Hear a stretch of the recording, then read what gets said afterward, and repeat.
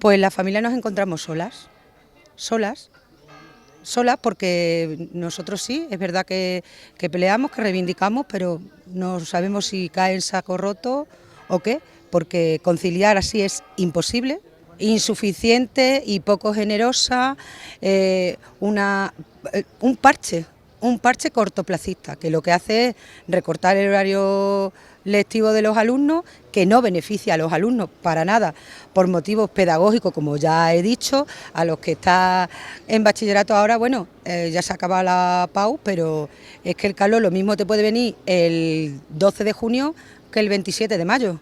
Lo que tenemos claro es que venir va a venir, con lo cual medidas extraordinarias no consideramos que sean.